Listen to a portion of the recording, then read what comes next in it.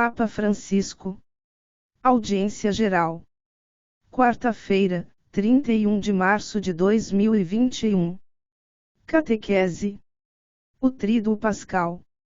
Estimados irmãos e irmãs, bom dia. Já imersos na atmosfera espiritual da Semana Santa, estamos na vigília do Tríduo Pascal. A partir de amanhã até domingo viveremos os dias centrais do ano litúrgico, celebrando o mistério da paixão, morte e ressurreição do Senhor. E vivemos este mistério cada vez que celebramos a Eucaristia.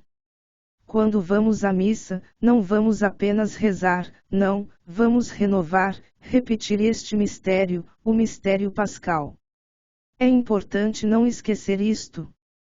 É como se fôssemos rumo ao Calvário, é a mesma coisa, para renovar, para repetir o mistério pascal.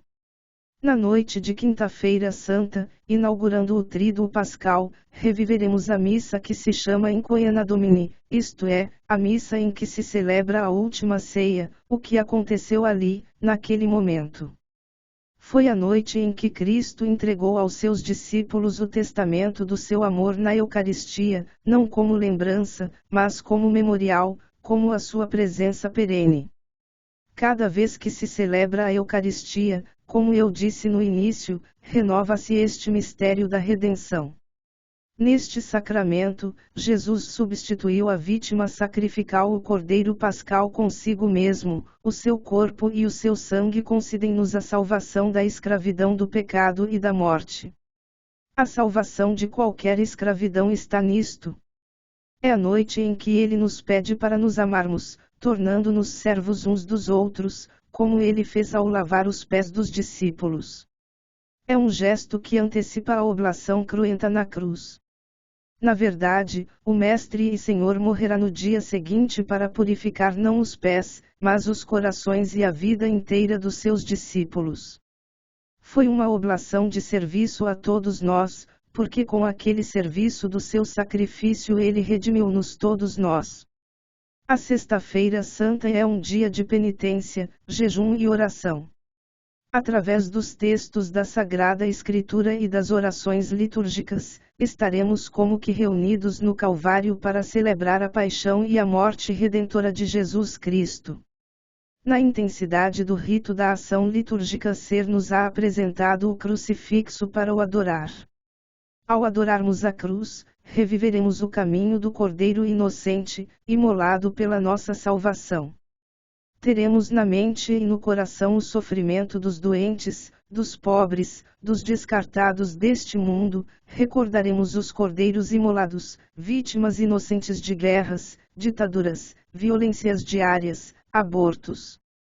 Levaremos diante da imagem de Deus crucificado, em oração, os numerosos, demasiados crucificados de hoje, que só dele podem receber o alívio e o significado do seu sofrimento. E hoje há muitos deles, não vos esqueçais dos crucificados de hoje, que são a imagem de Jesus crucificado, e neles está Jesus. Desde que Jesus tomou sobre si as chagas da humanidade e da própria morte, o amor de Deus irrigou estes nossos desertos, iluminou estas nossas trevas. Pois o mundo está na escuridão.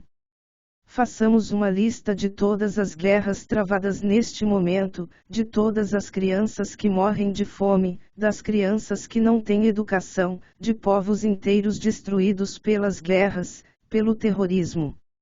Das numerosas, muitas pessoas que, para se sentir um pouco melhor, precisam da droga, da indústria da droga que mata. É uma calamidade, um deserto.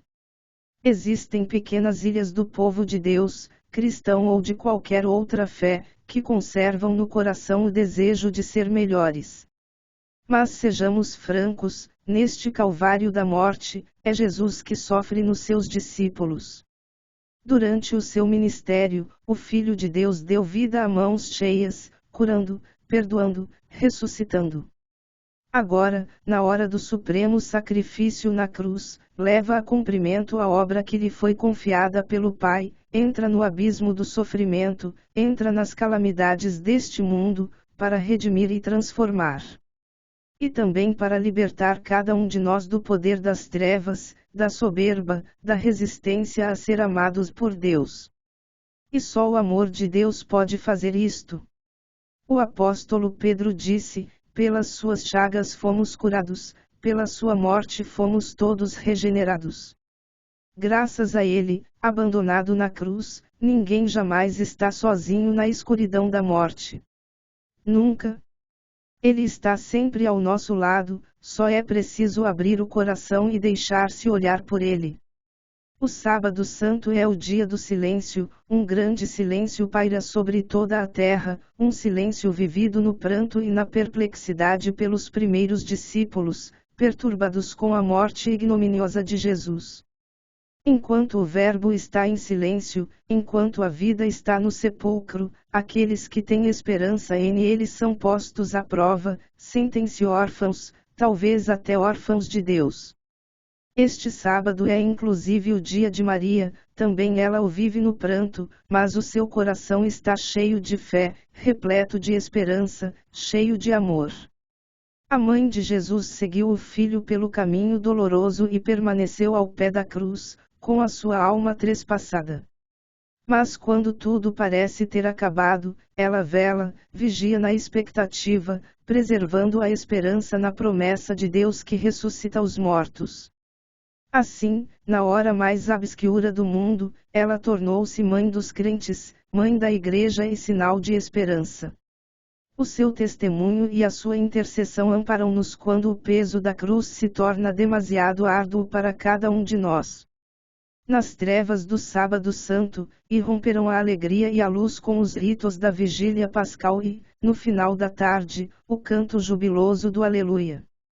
Será um encontro de fé com Cristo ressuscitado, e a alegria pascal continuará ao longo dos 50 dias que se seguirão, até a vinda do Espírito Santo. Aquele que foi crucificado ressuscitou. Todas as interrogações e incertezas, hesitações e receios foram dissipados por esta revelação. O ressuscitado dá-nos a certeza de que o bem triunfa sempre sobre o mal, que a vida vence sempre a morte e que o nosso fim não é descer cada vez mais, de tristeza em tristeza, mas subir às alturas. O ressuscitado é a confirmação de que Jesus tem razão em tudo, em prometer-nos vida para além da morte e perdão para além dos pecados. Os discípulos duvidarão, não acreditarão. A primeira que acreditou e viu foi Maria Madalena, a apóstola da ressurreição, que foi dizer-lhes que tinha visto Jesus, que a tinha chamado pelo nome. E depois, todos os discípulos viram-no. Mas gostaria de comentar isto: os guardas, os soldados, que estavam no sepulcro para impedir que os discípulos fossem e levassem o corpo, viram-no vivo e ressuscitado. Os inimigos viram-no, e depois fingiram que não o tinham visto. Por quê? Porque foram pagos. Eis o verdadeiro mistério daquilo que Jesus disse um dia: há dois senhores no mundo, não há outros, Deus e o dinheiro. Quem serve o dinheiro está contra Deus. E aqui foi o dinheiro que mudou a realidade. Tinham visto a maravilha da ressurreição, mas foram pagos para se calar. Pensemos nas numerosas vezes que homens e mulheres cristãos foram pagos para não reconhecer na prática a ressurreição de Cristo, e não fizeram o que Cristo nos pediu que fizéssemos, como cristãos. Prezados irmãos e irmãs, também este ano viveremos as celebrações da Páscoa no contexto da pandemia. Em tantas situações de sofrimento, especialmente quando quem as padece são pessoas, famílias e populações já provadas pela pobreza, calamidades ou conflitos, a cruz de Cristo é como um farol que indica o porto para os navios ainda ao largo num mar em tempestade. A cruz de Cristo é o sinal de esperança que não desilude, e diz-nos que nem uma lágrima, nem sequer um gemido se perdem no desígnio de salvação de Deus. Peçamos ao Senhor que nos conceda a graça de o servir e reconhecer e de não nos deixarmos pagar para o esquecer.